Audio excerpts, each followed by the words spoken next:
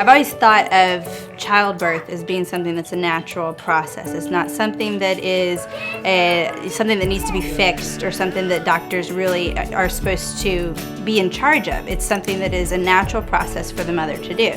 So I went into all of my deliveries wanting to have a natural childbirth. Being a new mom, not knowing all of my options, and I kind of, with the first pregnancy, it didn't go as planned. And like many times they do, birth plans are great to have, but don't always happen the way you expect. So with my first delivery, I ended up in an emergency cesarean.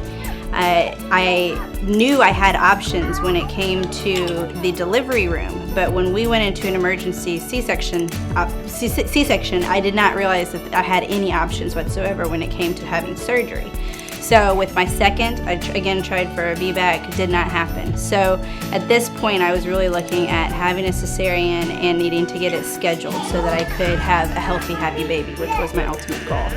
So I started to do some research on if I had any options, if there was anything I could do to make the C-section something that was a little bit more mother-child bonding experience, because even though I needed the help of medical intervention, that doesn't mean that it should take away the natural beauty of delivering a new human being into the world. With this one, my recovery process, everything was like night and day, because I equipped my body and my mind around this idea of this natural cesarean from the beginning, and the whole experience was complete opposite from the other.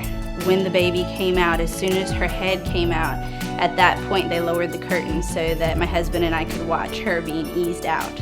We wanted her to be walked out, where they kind of ease the baby out so that it kind of releases the fluids in the body, similar to what would be if you were having a vaginal delivery.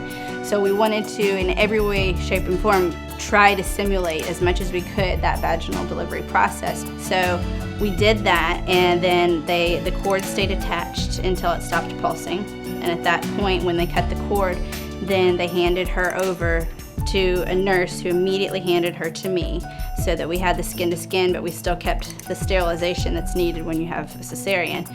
So they put her on my chest immediately. We had skin to skin. I got to hold her, and the rest of the time while they finished dressing me up, they lifted the curtain again, finished with sewing me up and everything. That whole time was just spent with my husband and I just oohing and ahhing over our little girl and her laying in my arms.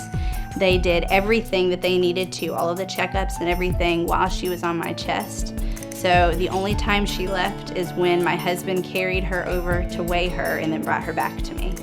And even in the recovery room, which again, beforehand, that was something where she was just whisked to the nursery, just because that was just the way I thought it was done. So with this time, she was able to stay in the recovery room with me, and we got to have some time, just the three of us, to bond before we brought in the whole slew of family and visitors and everybody that wanted to see the new baby.